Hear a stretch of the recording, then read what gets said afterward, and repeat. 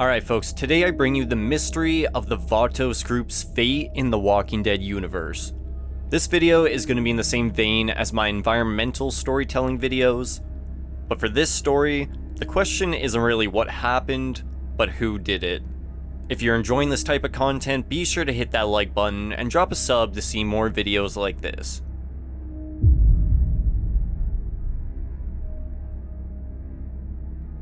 From my understanding, from Google, the word Vatos literally translates to guys, so it's not necessarily an official title they call themselves, but for the sake of not leaving the group nameless, I will just refer to them as the Vatos gang like the wiki does.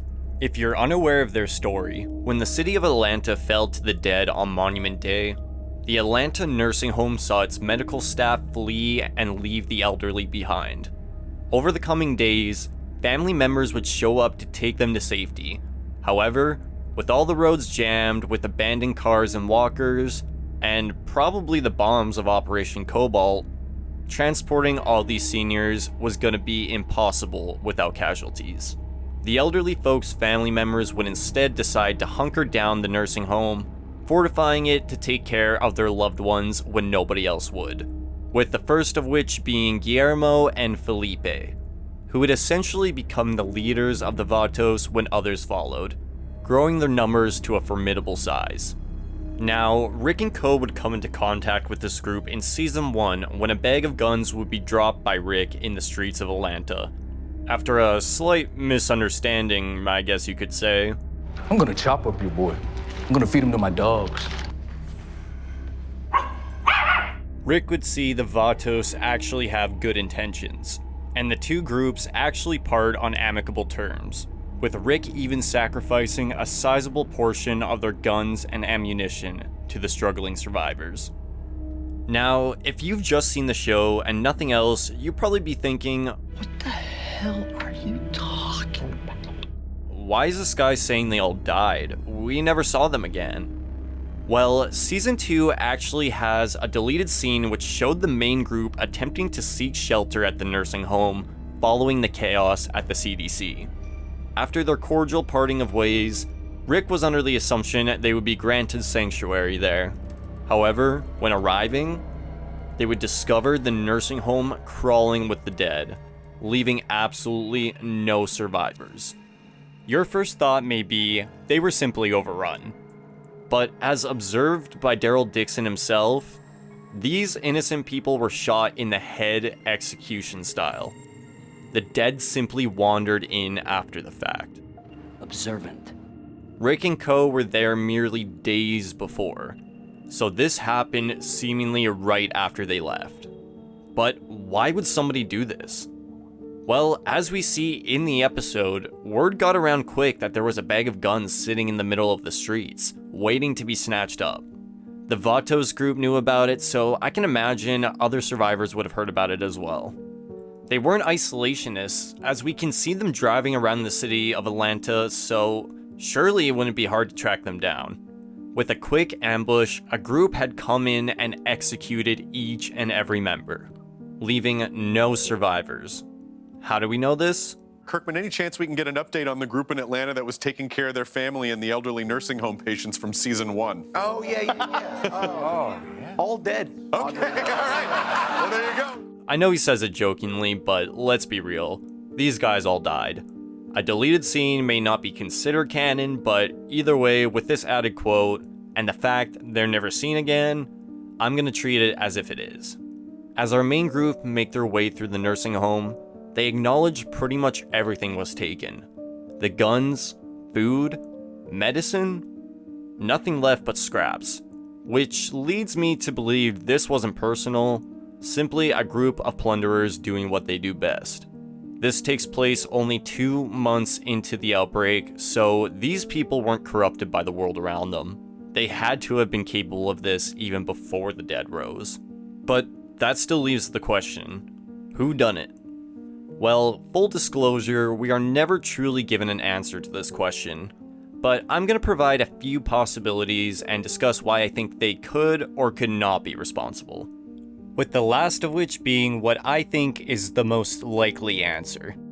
But remember, these are just theories on the events, so if you think it could be something else, definitely let me know in the comments down below.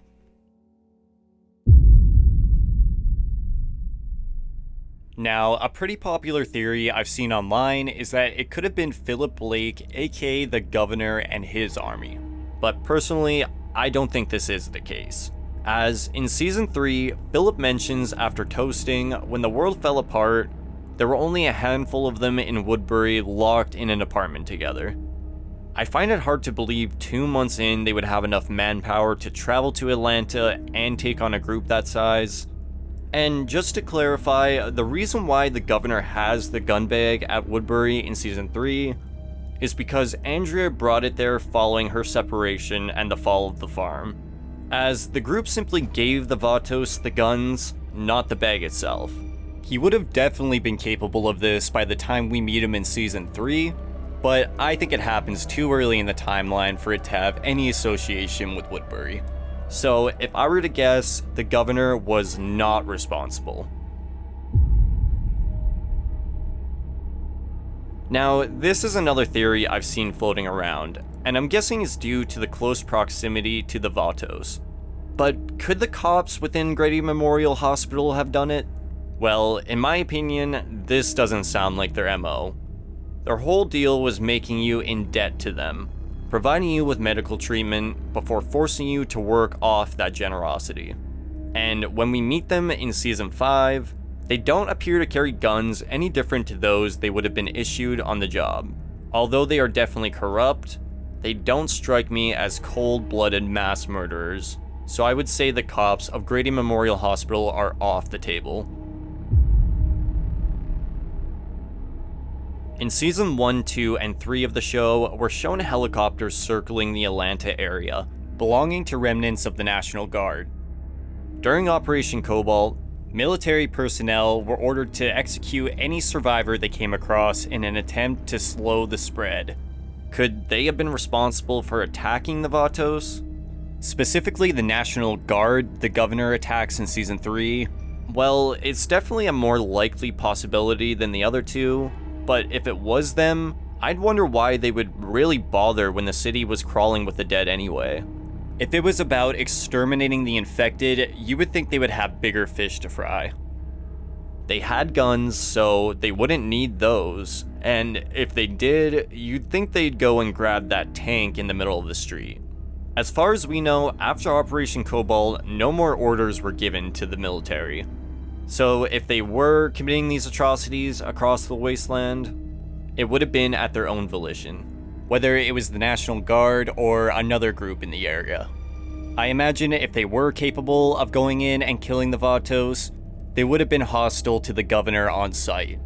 But we do know some remnant groups of the military got up to some pretty dark things following the outbreak, so it could be a possibility. Although, if it was, I highly doubt it was this specific group of guardsmen. Could Merle have single-handedly taken out the entire group by himself? Well, simply put, not a chance. But I figured I'd include him anyway since he was aggressive and in the area at the time. Dude had just lost his hand days before.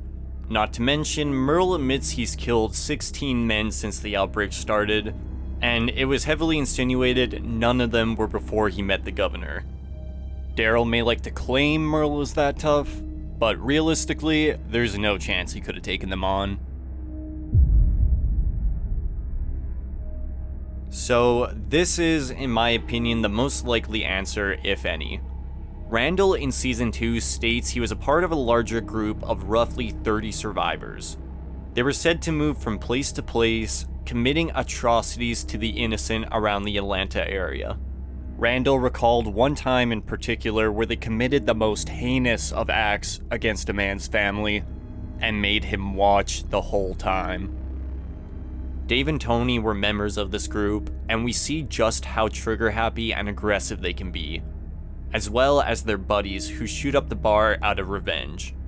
They have guns, they're active and aggressive in the Atlanta area early on in the timeline, and judging by Randall's horrific story, they're more than capable of executing seniors on their knees. If I were to give an answer, I would say they were responsible for the Vatos massacre, pursuing the guns and ammunition they heard were lying in the streets of Atlanta. But, in all honesty, there's a reason we are never told. I think the intention was that it could have been anyone. This is a dangerous world with dangerous people, and maybe that's for the best. Knowing there are hostile groups in the surrounding areas that our group don't come into contact with helps develop the world into the dangerous wasteland it's portrayed as. And it makes storylines like the group's journey to Washington feel much more tense as a result. Anybody could be hiding around the corner at any time. I like to believe it was Randall's group, and I think the evidence does point in that direction. But that's the beauty of this type of storytelling. Without any definitive answers, you can really decide who did it for yourself. And we all know what the scariest aspect of horror is. It's called the unknown. Maybe you like the idea it was nobody we know. Or maybe you think it was somebody completely different, maybe the Terminus Bandits or the Claimers. Hell, it's possible I might have missed some evidence from some of the groups I ruled out. There are so many possibilities, but I think Randall's group fits the bill. But this was just my take on the mystery of what happened to the Vatos, so please let me know what you think in the comments down below. If you enjoyed this video, be sure to hit that like button and drop a sub if you're feeling generous. Thanks for watching, folks.